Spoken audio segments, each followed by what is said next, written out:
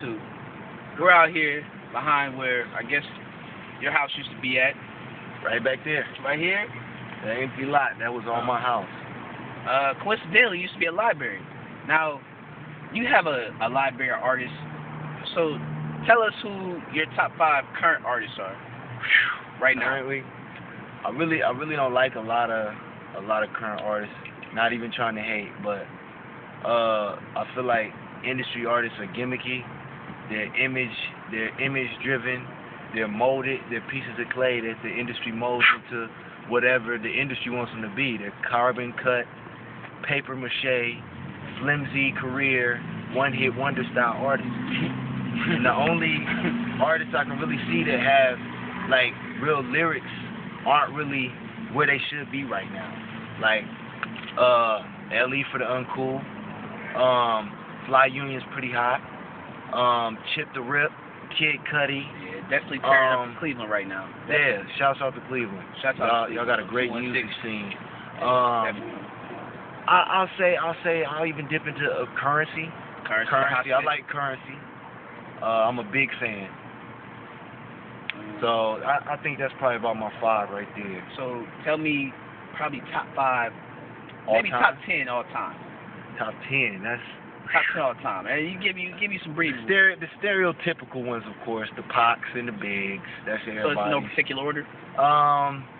Yeah, I'm not gonna say a particular order because I'm gonna make too many people mad. Yeah, definitely. Let's see, Pac, Big, Nasty Nas. Let's see, M. That's a given. Definitely M. M is definitely up there. Some lesser famous top 10s. Redman.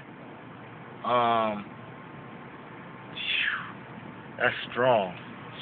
That's a lot of artists to choose from. Say definitely though. You talk about artists, you always got Rakim. Rakim is up there. Yeah. Of course, the God MC. My slow. Yeah. Rakim started that. I mean, it's strong. It's a lot of artists I drew my influence from personally. It's artists that are newer that I thought at one point, could have made it to that top 10 plateau, like Ludacris, T.I.'s, artists like that.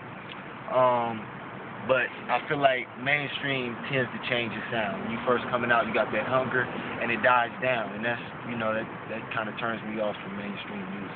I think definitely, like, when we look at, like, top 10 artists, with us being, like, as young as we are, I'm not going to say, like, I wouldn't expect somebody. Ice Cube. Yeah, Ice Cube's definitely up there. I wouldn't expect somebody to say something from the 80s or something like that because, I mean, we listen to people that's, like, present day.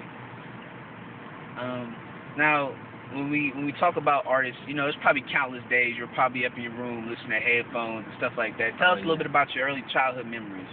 I used to read. I used to read. I mean, I lived in a library. So, I mean, I used to read. That was a lot of my time spent. As a child, I wasn't really as confident as I am as a man. A lot of my childhood, I had insecurities. But at the end of the day, I masked my insecurities with aggression. Whether it be fighting, riffing, which Columbus speak is playing the dozens. So I said 614 talk, man. A lot of that stuff. I mean, I spent a lot of time in books. My mom was in college when I was in middle school. She went back to college, and I read almost every college book, from the Iliad to the Aeneid to autobiography of Frederick Douglass, the autobiography of Malcolm X, Roots, the actual book, not the movie. So I mean, that's I read all the Harry Potters because I was a dork. Pokemon cards, of course, every child from my generation should remember Pokemon cards. So, I mean, my childhood was filled with stuff like that, active imagination.